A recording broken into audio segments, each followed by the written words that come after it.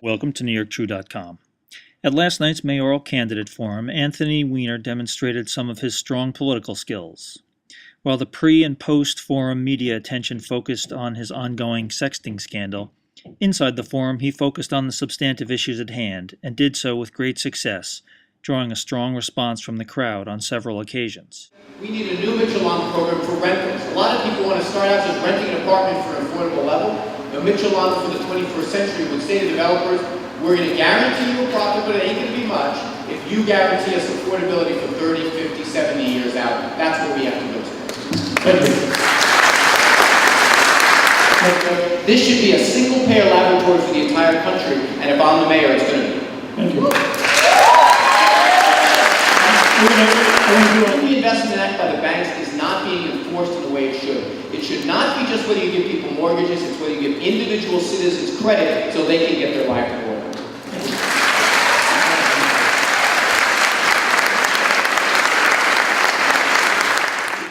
After Weiner received a strong audience response on the topic of employers using job applicants' credit history in hiring decisions, Sal Albanese attacked him as a distraction. Weiner turned the attack on its head, receiving yet more audience support. Mr. Weiner talks about middle class and ideas, but the fact is that by studying this race, despite the fact that we're opponents of Paul on you withdraw, the New York Times, the Daily News has called you to withdraw from this race, and people around the city have called on you to withdraw, you're distracted from focusing on the middle class and ideas. Do you want to respond to that?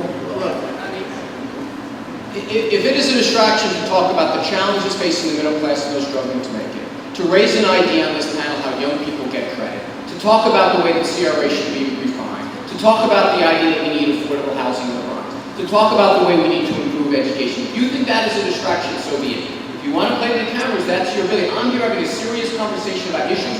That's what these good people came to hear. Let's honor their ideas. John Liu then criticized Weiner for not directly answering the question posed. Weiner's adept response again drew a strong audience reaction. Take your advice. But the reality is that there are 6 of us here. There are a few hundred people out there. There are specific questions that the askers are asking of us to answer. And you didn't even answer the question. Would you ban the credit check?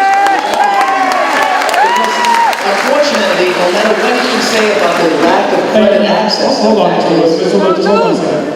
The question was, yeah, if you want to answer the question, I want to give it back to the questioner, see if she wants a clarification. Yeah, no, I understand what you're saying, but if I'm a student and I have a low credit rating or no credit rating, I don't get a job because of it. The issue is about credit ratings. No, it really is. And that's a very basic fundamental. Yeah, no, and in fairness to the fact that moderator, Mr. Liu, missed that Mr. Lewis asked the question, do you want to raise your hand, and I did not. I don't believe in treating the symptoms and then folding up our tent and saying, that was great, you solved that problem because now they can't ask about credit. I said the question is not whether they ask about credit, and I don't have a problem with asking about credit, so long as you give people access to credit, and it truly becomes a barometer of your ability to pay. I don't believe that the problem is the questions that people are being asked, it's the fact that we're giving them no opportunity to answer it in the affirmative. So I did answer the question. The symptom is the question. The cure is giving students credit, giving them jobs they can afford to get, not burdening them with debt. I believe that you should define this question in terms of what are the challenges people get getting credit. I don't believe simply grabbing onto the tail of the problem and wagging it is the way to do it. All right. But right now, Weiner's answer to the lightning round question of Facebook or Twitter was the most laugh-filled but hardly the only positive audience response he received. I'm trying to learn how to use Twitter.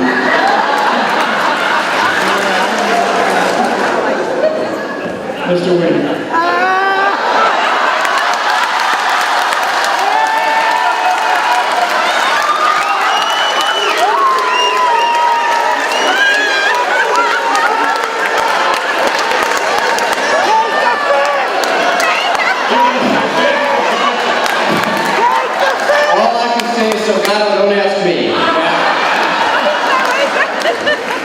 In a final attack, Eric Salgado criticized Weiner's reported use of the pseudonym Carlos Danger in his texting as insulting to Latinos. Weiner completely ignored the attack, instead returning directly to the discussion topic of a recent overnight stay in NYCHA housing. And you see a Latino like Carlito Pelito, what in the world he was thinking? While you are chatting, always the Latino the one who gets the blame. And yes, there is a Latino running this way, and his name is not Carlito Pelito, it is Edison.